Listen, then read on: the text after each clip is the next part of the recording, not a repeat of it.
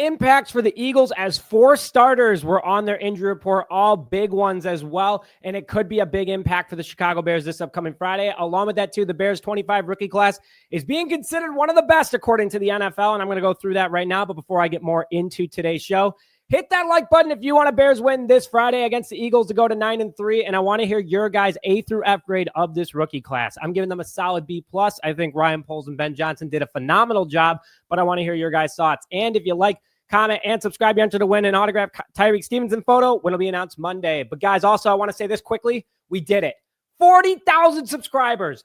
Thank you all so much. I am beyond grateful for every single one of you. And we're just getting started here at Just Another Year Chicago Bears. So big giveaway coming up after this current giveaway. Stay tuned for that. But let's get into the news that you guys are here for. Big Eagles injury report that came out on Tuesday with some key factors on it. 4 starters specifically are not looking good for this upcoming Friday against the Chicago Bears. Let's start off with the biggest name, Saquon Barkley. Coming off a historic season for the Eagles last year, he is on the injury report limited with a groin injury. And this is kind of new. I wasn't expecting this out of him because he is one tough cookie. The Eagles running back, a 2-time Pro Bowler, Madden cover player. I mean, this guy is unbelievable what he's done with the Eagles, but he has slowed down a little bit this year, and it seems like injuries are starting to catch up to him. And Saquon Barkley, after a 2,000-yard season last year with the Eagles, he's doing okay, 684 yards off 185 attempts, a 3.7 yard per carry average. He does have 4 rushing touchdowns and 27 first downs, but the Bears might not be going against him depending on what the Eagles do with that groin injury. They do have a decently deep running back room, which I'll get into in just a second. But Barkley being limited, we'll see what the Eagles end up doing. I mean, they're sitting in a really good spot. If they take a loss, not a problem. I mean, they're pretty much leading their division at the moment. They would love that number 1 seed, but we'll see what ends up happening if they want to play it safe and have him sit 1 game versus potentially lose him for multiple. Bears are still prepping for it, though. Courtney tweeted out yesterday that Dennis Allen said every time he touches the ball, he's a threat to go all the way. So Bears need to prep for him. But right now, it looks like if Saquon's out, they'll be going against Tank Bigsby, who is someone that the Bears we all were interested in the Bears getting this past offseason. He ended up going to the Philadelphia Eagles where, listen, I mean, this guy, pretty dangerous what he's done in only 18 attempts, 164 yards, 9.1 yards per carry. Yeah. You read that right. That's crazy. No rushing touchdowns and 7 first downs. But if he goes, man, big issue for the Bears that they need to look out for. And also, Jalen Hurts is the Eagles' 2nd leading rusher at the moment. Bears need to be prepared for him too and have that spy. So hoping Kyler Gordon is good to go. But if not, CJ Gardner-Johnson's got that covered. Now let's go into this next big injury. And DeVonta Smith, who's dealing with a shoulder and chest injury, did not practice this past Tuesday with the Philadelphia Eagles. Now, if you guys don't know who this guy is, he is dangerous. He's one of Jalen Hurts' favorite targets, and he can get this ball moving for this Eagles offense.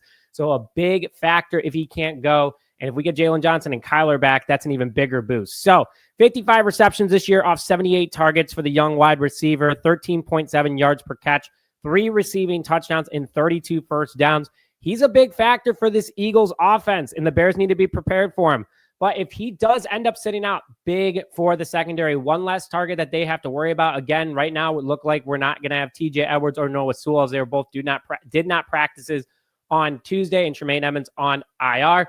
If they run routes over the middle, I mean, the secondary is definitely going to have to step up, and losing him, if the Eagles do, would be a big relief for this Bears secondary. So then, along with that, too, going over to the Philadelphia secondary, Reed Blankenship, who is dealing with a thigh injury, was limited. He's been one of the better defensive backs for the Eagles, and a big factor if Caleb decides to sling the rock.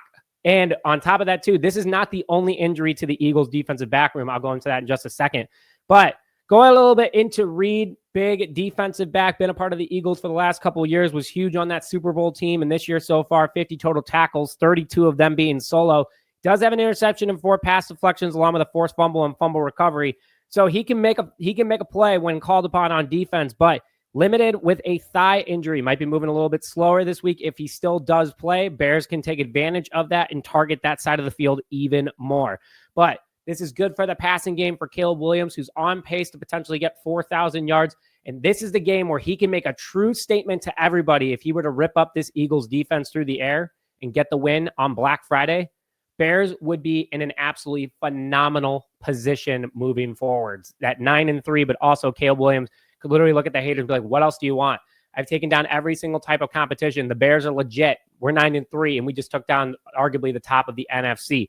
So big one there. And then another loss to the Eagles secondary, and that's Andrew Mukuba, who is a rookie safety who's been doing really well. He did have surgery and did not practice, so it looks like he's doubtful for this upcoming week. He hasn't been placed on IR yet. The Eagles might get him back before the season is over, but the Eagles rookie safety has been a factor, and losing him this upcoming Friday for the Bears is big for Caleb Williams in the passing attack. 46 total tackles, 27 solo with 2 interceptions and 3 pass deflections this year for the Eagles. He does have 2 tackles for loss and half a sack, so he has been used on those blitz packages by that Eagles defense with Vic Fangio. No forced fumbles or fumble recoveries, but still, that could be a very, very big boost for this Bears team if he is out, and he is likely out. I'm shocked he's even listed on this report. He should be put on IR considering he just had injury. We'll see what ends up happening here, though, folks, but that's 4 big key starters out for the Eagles and big factors for the Bears. Now, let's go into this report about the Bears 2020 rookie class, which has been on fire over the last couple of weeks and truly are developing behind great coaching of Ben Johnson and his staff. And this is something we should be excited about because personally, for me, I still think this is the best class in years for the Chicago Bears as a whole. And this is one of the 2025 best classes overall. But I can't remember the last time the Bears had a class like this, especially under Ryan Poles. He's really improved things. Yeah, his first class with Jaquan Brisker and Kyler Gordon, great. Love that for him. But then also, Caleb Williams, Roma Dunze, another great class last year. He's gotten better as time has gone on, but I think Ben Johnson and his staff have really unlocked him. Starting off with the Bears' first pick of this past draft, Colston Loveland, who has been ripping it up. A lot of people were comparing him to Tyler Warren earlier this year, saying, hey, listen, they should have taken him, blah, blah, blah. Not me. I have also very windy day here in Chicago. I thought my window was about to come in. Anyway, so Colston Loveland has been very effective for this Bears offense, especially over the last couple of weeks. Pretty much all these stats come within the last 6 weeks for the Bears. So 28 receptions, really 4 weeks to be honest, 28 receptions, 38 targets, 13.5 yards per catch, 3 receiving touchdowns, 1 this past weekend against the Steelers with 16 first downs.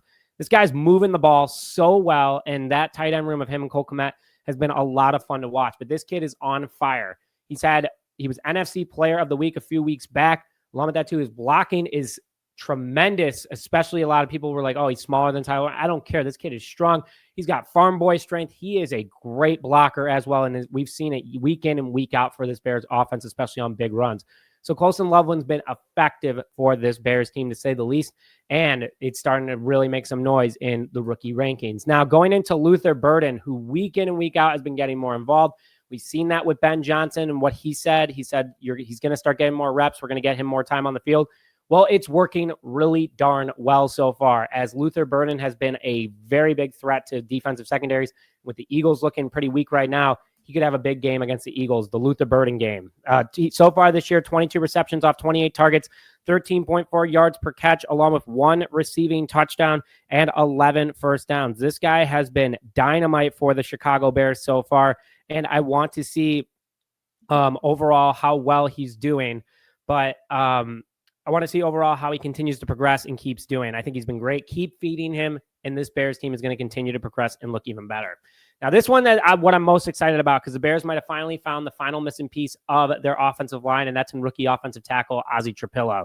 The Bears' 3rd pick in the 2025 NFL draft. He has been electric out of Boston College in the very limited sample size he's been in. 136 snaps, no sacks, no hits, no penalties, and only 3 hurries.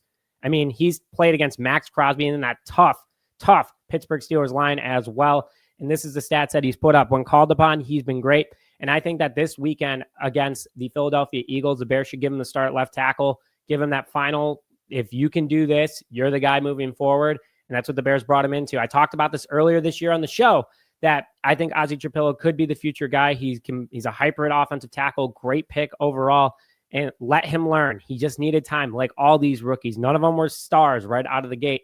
And especially a guy named Kyle Monangai, 7th round pick for the Bears this past year. We used the Cincinnati pick on him where he ripped it up against the Bengals, and he's been electric so far for this Bears offense. So 99 attempts with 461 yards, averaging 4.7 yards per carry, 4 rushing touchdowns, 3 in the last 3 games in a row. For 3rd Bears rookie running back to do that since Anthony Thomas and Walter Payton, and 5 first downs.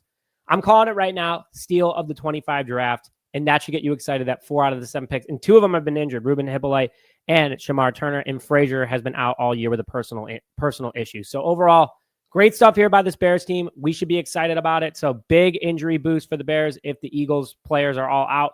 Wishing them the best, hoping that they can play, because I want to prove that we can take down any team, especially with their star power. But along with that, too, this rookie class looking great. But guys, with that, thank you as always for this episode of Just Another Year Chicago Bears. My name is Nick Brody, and as always, I want to hear it loud and proud. Bear down, baby.